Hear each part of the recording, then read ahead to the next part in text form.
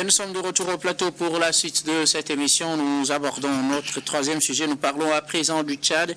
Succès Masra interpellé à son domicile. Nous tenons à informer l'opinion nationale et internationale que le président Succès Masra vient d'être enlevé manu militari ce 16 mai 2025 à 5h56 de notre résidence. C'est l'information qu'a publié son parti sur sa page Facebook. Succès Masra, l'ancien premier ministre de la transition au Tchad et opposant farouche au président Déby, est enlevé. Et donc ce vendredi, les raisons de cet enlèvement ne sont pas encore communiquées, pas trop de détails, mais le contexte est tel que, selon certains médias, la police ou les forces de défense et de sécurité procèdent à des arrestations suite à certains événements de violence ces derniers jours au Tchad. Nous en parlons avec nos invités. Je veux bien commencer par vous, Constant Lemou.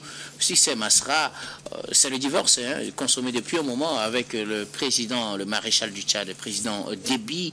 Il est arrêté tôt ce vendredi matin. Oui, lorsque vous parlez de divorce, on dirait qu'il n'y avait pas eu un mariage, ou du moins... Ou plutôt c'était un mariage apparent. Nous avons vécu une mascarade de mariage, et là, Succès Masra a fait preuve de naïveté. Comment on peut virer à 360 degrés de sa position qui le confortait en tant qu'homme politique incontournable au Tchad. Aujourd'hui, il sera frappé de tous côtés, à la preuve de son enlèvement comme un vulgaire citoyen qui dérange un peu. Est-ce une mauvaise chose de contester la gestion d'un pays quand on n'est pas convaincu? Alors il conteste quoi? Parce qu'il y a adhéré. Ayant adhéré, il n'a plus de raison de contester. Parce qu'il a, à un moment donné, participé à mettre en place ce qui est aujourd'hui. Et je pense que... Est-ce qu'il a participé à mettre en place? Est-ce que le régime n'existait pas bien longtemps? Mais c'est lui qui a organisé les élections gagnées par Maman Déby. C'est lui qui a organisé les élections gagnées par Maman Déby. À quoi il s'attendait? Il pensait que un pouvoir militaire va l'accepter comme Premier ministre, il va organiser les élections et ces élections seront transparentes au point qu'il gagne. Quelle que soit sa popularité, il devrait faire preuve de lucidité pour comprendre que le traquenard qui lui avait été tendu par cet accord qu'il soit Premier ministre, il devrait absolument l'éviter. Ses partenaires lui ont signifié, mais bon, lui seul sait ce qu'il a entendu dans les pays qui participaient aux négociations. Lui seul ce qu'il a entendu et qu'il a accepté. Aujourd'hui, il paye cher pour cette naïveté politique. Il aurait pu garder sa position. Aujourd'hui, le pouvoir aurait beaucoup plus de respect pour lui. Il a occasionné même l'assassinat des autres opposants peu avant les élections, parce que eux autres... Est-ce que c'est lui qui a occasionné? C'est vrai, il était Premier ministre à l'époque, mais est-ce que c'est lui s'il avait gardé sa position d'opposant radical tel qu'il était, le pouvoir n'aurait pas eu le temps ou bien le courage de s'attaquer aux autres opposants. C'est lui qui a créé la faille. Est-ce qu'en ce moment, Succès Masra ne se retrouvait pas dans une situation compliquée? L'exil, le retour compliqué, l'accord là n'était pas la seule porte de sortie pour lui? Ce n'était pas la seule porte de sortie. Il était en exil, il n'est pas le seul opposant à vivre en exil. Beaucoup ont fait l'exil, ils sont revenus tantôt, même s'il fallait envoyer quelques-uns de ses collaborateurs, peut-être dans un gouvernement d'union, c'était vraiment à jouer avec beaucoup de prudence. Mais lui s'est laissé aller tout de suite, au gâteau. Et finalement, naïvement, il a pensé qu'il pouvait gagner les élections. Mais c'était tout sauf ce qu'il rêvait, ce à quoi il rêvait. Aujourd'hui, il est enlevé. Cet enlèvement, pour vous, c'est bien mérité? Personne ne mérite d'être enlevé. Okay. Mais du point de vue stratégique et politique, il a prêté le flanc. Okay. Aujourd'hui, qui peut véritablement se battre pour lui, ce sera très difficile. Ce sera très difficile parce que le pouvoir aura beaucoup d'éléments à justifier l'acte qui vient d'être posé. Politiquement, vous pensez qu'il est esselé?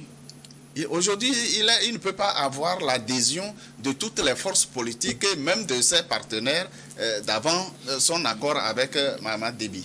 Merci beaucoup, Constant Lemou. Alors, Germain Pouli, Succès Masra, le président des transformateurs est enlevé. Il serait aux mains des forces de sécurité. Son parti l'a annoncé tôt ce matin. Il serait enlevé autour de 5h56. Les accusations clairement portées contre lui pour le moment, à l'heure où nous entrons en studio, sont inconnues, mais que retenir de Succès Masra? L'homme avait fait une sortie dernièrement où il revenait sur son accord avec le président Mahamat Déby, accord signé en République démocratique du Congo, qui lui a permis d'ailleurs de devenir Premier ministre entre-temps et d'organiser les élections de fin de transition. Il disait que l'esprit de l'accord n'a pas été respecté. Il appelait le président à charger de cap de gouvernance. Le voilà arrêté tôt ce vendredi matin. Oui, je crois que les opposants n'assument pas. Quand vous décidez de collaborer avec un pouvoir, il faut assumer jusqu'au bout. Vous ne pouvez pas être dans un pouvoir et être opposant à la fois. Et c'est ce qui tue certains opposants parce qu'il était un opposant farouche, radical. Il entraîne ses militants dans un affrontement assez meurtrier où plusieurs Tchadiens sont tués. Le jeudi 20 octobre 2022. Oui, lui-même est poursuivi, il s'enfuit. Et il négocie son retour. On a de l'apaisement. Il occupe la transition. À partir de ce moment-là, je crois qu'il devrait plutôt travailler avec le pouvoir tchadien pour amener les Tchadiens à la réconciliation. Quand vous collaborez, vous participez à un processus électoral que vous perdez, vous restez dans la collaboration. Mais quand vous voulez, c'est-à-dire vous avez des dîners au déjeuner avec le diable enquimé le soir, le lendemain vous vous levez, vous faites comme si de rien n'était, non. Vous avez participé au pouvoir, vous savez comment les choses se passent.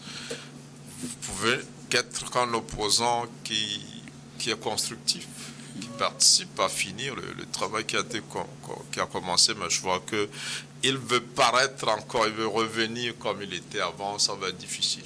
Ça va être difficile parce que... C'est ce qui justifierait cet enlèvement? Il a déjà trinqué. Non, je crois qu'il y a plusieurs raisons. On pense que il a incité à la haine ou à la révolte. Oui. Enfin, c'est pas encore clair ce que la justice lui reproche, mais je pense que ses partisans, on peut le rencontrer, ses avocats, on peut le rencontrer, il aurait publié quelque chose sur les réseaux sociaux. Ce qui a provoqué des affrontements, voilà, dans une quarantaine de personnes. Donc, on ne connaît pas tous ces détails-là, mais je pense, à mon avis, c'est juste une façon pour le pouvoir de lui dire fais attention. Parce que tu n'es pas à l'abri à tout moment. On peut te mener la vie dure et peut-être l'amener à revoir lui-même sa position. Parce que aujourd'hui, quoi qu'on dise, il a contribué à légitimer le pouvoir de Déby. Et s'il veut être opposant dans une république, qu'il le fasse de façon républicaine. Étant entendu qu'il a participé à la transition, ce qui n'est pas une mauvaise chose. Je crois qu'ici, les opposants, c'est ce que je disais au début, n'ont pas le courage d'assumer. Pour moi, il devait capitaliser sa participation à la transition.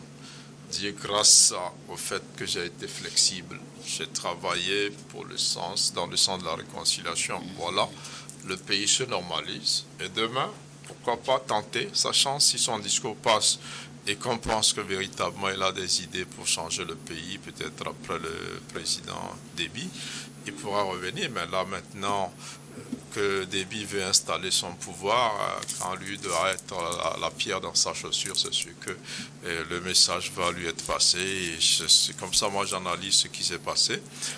Il fait des sorties qui ne sont pas du goût du pouvoir avec lequel il a travaillé, mais dans la main pendant la transition. Et donc, il y a des choses qu'on ne lui tolère pas, et c'est ce à quoi on est en train d'assister. Mais vivement qu'on le relâche, même s'il doit répondre de ses actes. Il est un homme assez responsable. Il peut se représenter à tout moment devant la justice et de répondre de ce qu'on lui reproche. Vivement, donc, que ses avocats travaillent pour qu'il soit libéré, qu'à tout moment qu'il puisse aller répondre devant la justice. Merci beaucoup, Germain Pouli. Eric Johnson, Succès Masra, arrêté à son domicile ce vendredi. Oui, arrêté et non enlevé. Okay. Ouais, parce que selon les informations qu'on a eues, très tôt le matin, sont partis à sortir un communiqué pour dire qu'il a été enlevé. Et par la suite, il y a une vidéo qui a été publiée où on l'a vu encerclé par un certain nombre de militaires. Et donc, je pense que entre enlèvement et arrestation, il faut trouver le juste milieu. Mais je pense que, vous savez, aujourd'hui, en Afrique, nous avons un problème véritablement politique. Et nous ne nous acceptons pas politiquement au point de susciter des affrontements. J'ai véritablement, je crois qu'on a fait ce débat la semaine dernière, j'ai véritablement aimé la position de l'opposition malienne qui, ayant appris qu'une manifestation qu'elle organisait à la place de l'indépendance le vendredi dernier, qu'il y aurait enfin une tentative de contre-organisation qui allait engendrer un affrontement entre Maliens, a décidé de surseoir à sa manifestation pour l'organiser à une date ultérieure. Et je pense que à chaque fois qu'il y a une manifestation politique, il y a des situations conflictuelles qui ne nous permettent pas d'avancer, d'envisager un développement harmonieux dans nos pays. Nous avons ce problème profond politique parce que nous avons tous décidé de faire la démocratie. La démocratie, en réalité, c'est l'acceptation de l'autre. Si nous n'arrivons pas à accepter qu'il y ait des manifestations publiques, des manifestations politiques, que ce soit des partis au pouvoir, que ce soit des oppositions, je pense que nous ne nous en sortirons jamais. Ce qui s'est passé, il y a eu une manifestation et cela a suscité un affrontement. Il y a eu des dégâts matériels importants et des morts d'hommes. Je crois que du sang qui est encore versé dans ce pays-là ne mord pas les politiciens de ce pays. Aujourd'hui, à chaque fois qu'il y a une telle manifestation, on cherche rapidement le bouc émissaire. On cherche rapidement l'instigateur. Et ce qui se passe aujourd'hui, est-ce que Cissé Masra peut-il, avec sa situation, demander aux Tchadiens de s'affronter au point de s'entretuer? Et je ne le crois pas. En arrêtant Cissé Masra, je me dis que le pouvoir est en train de commettre aussi une erreur. Parce que la justice n'a pas encore mené ses investigations pour connaître celui-là qui a demandé aux gens de s'affronter. Ça peut être aussi des gens du pouvoir, mais arrêter très vite un opposant, je pense qu'on est en train de créer encore des situations de crise qui, en réalité, ne permettent pas, comme je l'ai dit tantôt, le développement dans notre pays. Cissé Masra a été arrêté. Maintenant, qu'en sera-t-il? Si on veut qu'il soit éteint politiquement, est-ce que il y aura quand même un contrepoids dans ce pays-là qui permette des discussions plus profondes, parce que c'est ça aussi la démocratie, accepter la contradiction pour qu'on puisse avancer ensemble. Si on ne peut pas accepter ça, je pense qu'il y a des problèmes véritablement. Il faut que le pouvoir tchadien comprenne cela. et libère très rapidement Sucem Masra et que la justice fasse réellement son travail. Et s'il est impliqué dans ces actes-là, qu'il soit conduit devant la justice pour que justice soit faite pour ceux qui ont perdu leur vie. Merci beaucoup à vous tous pour vos contributions. Nous allons marquer une nouvelle pause, puis on reviendra tout à l'heure pour la dernière partie de cette émission. Dernière partie que nous allons bien évidemment consacrer au Togo.